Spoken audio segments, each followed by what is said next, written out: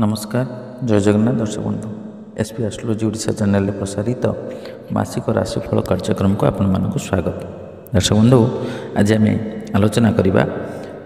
December 2024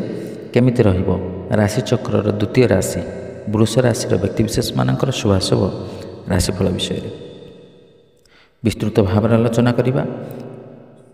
प्रतिकार सहित। तेणु जदि आपण मैंने आम चैनल को प्रथम थर कर आसी था तेज भिडटी को लाइक करूँ, शेयर करूँ और चैनल को सब्सक्राइब कर पाखे बेल आइकन को प्रेस करूँ। दर्शक बंधु चलतु आ विलंब करवानी आरंभ करवा आज आलोचना चक्र जे 2024 मसीहार शेष मास डिसेम्बर रे केमिति रहिबो वृष राशि भाग्य भविष्य। ये वृष राशि जार अधिपति ग्रह होउछंती शुक्र। वृष राशि शुभवार बुधवार शुक्रवार घातवार शनिवार। शुभ संख्या 4 5 8। शुभ रंग धूसर सबुज नील। ये वृष राशि व्यक्तिविशेष मानक पाई डिसेम्बर कौन रहिबो गोचरीय ग्रह स्थिति। वृष राशि बृहस्पति, कर्कट राशि मंगल, कन्या राशि केतु, तुला राशि रवि, बिछा राशि बुध, धनु राशि शुक्र, कुंभ राशि शनि और मीन राशि राहु अधिष्ठान करुछंती एवं संक्रांति परठारु रविंकर स्थिति परिवर्तन हेबो।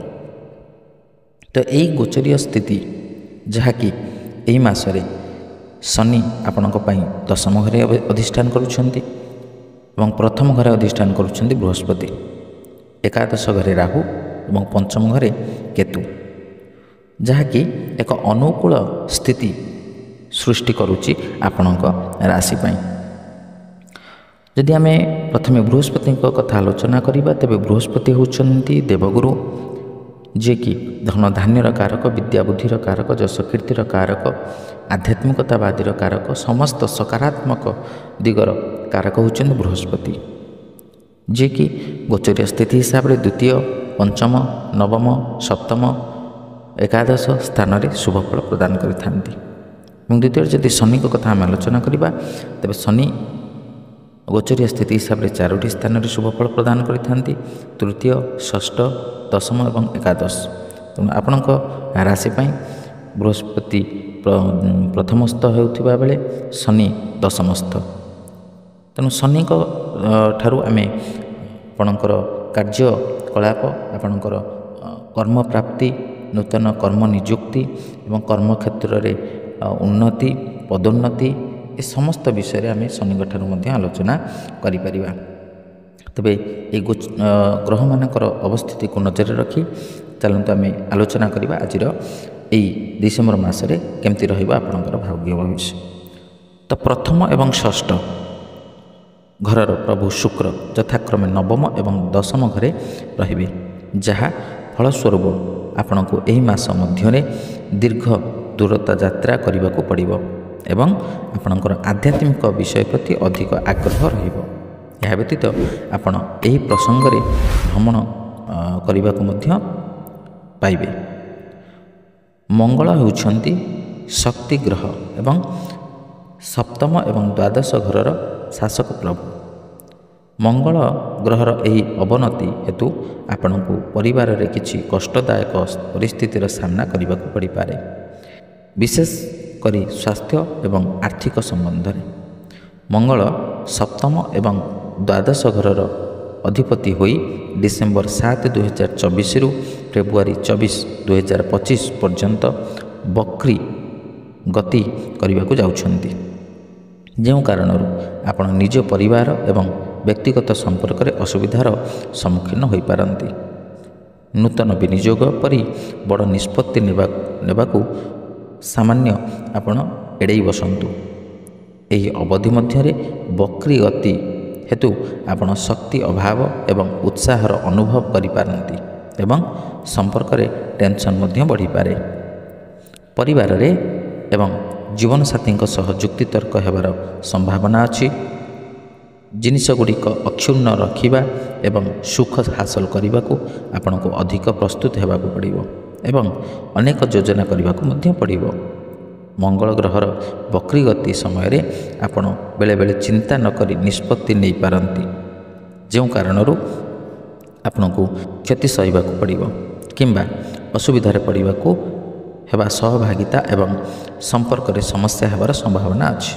विशेषकर से ही लोकों जो माने व्यवसाय क्षेत्र सहित जड़ित व्यवसाय संबंध में लोक मैंने मिश्रित फलाफल पाइबे कारण बृहस्पति जेहेतु आपणकर जन्म बृहस्पति तेणु बृहस्पति तांकर शुभ दृष्टि बा शुभ फल एत मात्रा आपण को दे पारिबे नाही तेणु बृहस्पति द्वारा मिलुवा शुभ फल आप निश्चित भाव में कमी अनुभव करेंगे तेणु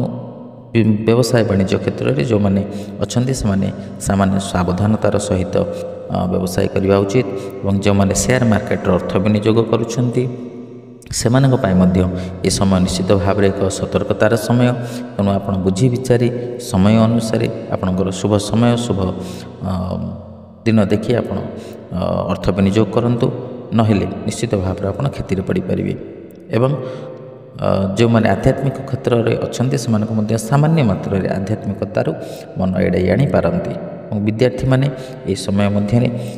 विद्या प्रति पाठपढ़ा प्रति सामान्य अनाग्रह प्रकाश करि पारंती एवं अन्य क्षेत्र में मन बलाई पाठपढ़ा क्षेत्र सामान्य दूरी जाई पारंती किंतु तांकर चेष्टा निरंतर चेष्टा द्वारा प्रचेष्टा द्वारा से समय पाठपढ़ा क्षेत्र में भल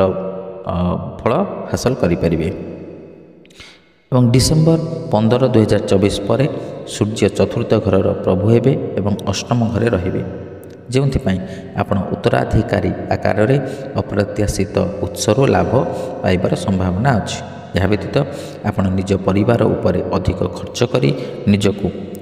असुविधारे पकाई पारंती सूर्यंकर यही अवस्था हेतु आपण निजर परिवार सदस्यों सहित निजर संपर्क में टेंशन सम्मुखीन हो पारती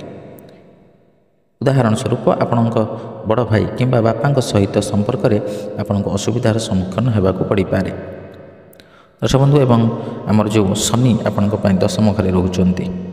तेणु ता जनित आपण कौन शुभ फल पाइबे ना शनि मु आगुरी कही शनि 4टी स्थान शुभ फल दियंती तृतीय षष्ठ दशम एवं एकादश शनि जेहेतु आपण राशि दशम घरे रोचंती दशम घर आम साधारण भाव में कर्मर विचार करि थांती तेणु कर्म घरे शनि अधिपति होई सेठारे अवस्थित होइथिबारु निश्चित भाव में आपको शुभ फल प्रदान करेंगे जो मैंने नूतन भाव में कर्म पाई आवेदन करुँच एक अत्यंत शुभर समय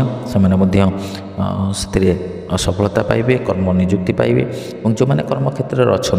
से कार्यदक्षता उच्चपदस्थ कर्मचारी प्रशंसित हेबे एवं आपणकर पदोन्नति हो पारे तेणु ये समस्त जो शुभ एवं अशुभ फल विषय में आलोचना कले से अशुभ फल को परित्याग कर शुभ फल प्राप्त करने निमंते आम केते गुड़े प्रतिकार विषय में आलोचना करवा से प्रतिकार गुड़िक हूँ आपण प्रतिदिन 108 थर ओम गुरवे नमः ए मंत्र को जप करंतु नहेले ओम ब्रूम बृहस्पतये नमः ए मंत्र को जप करें किंबा आपण विष्णु को उपासना करंतु विष्णु सहस्रनाम पाठ करंतु देखिए निश्चित भाव में आप शुभ फल प्राप्त करेंगे तो दर्शक बंधु आशा करी वीडियोटी भल लगी जब भल लगी तेज वीडियोटी को लाइक करूँ शेयर करूँ और आपंकर सुचिंतित मतामत देवाक जमा भूलुनी आज विदाय दिंतु रही नमस्कार जय जगन्नाथ।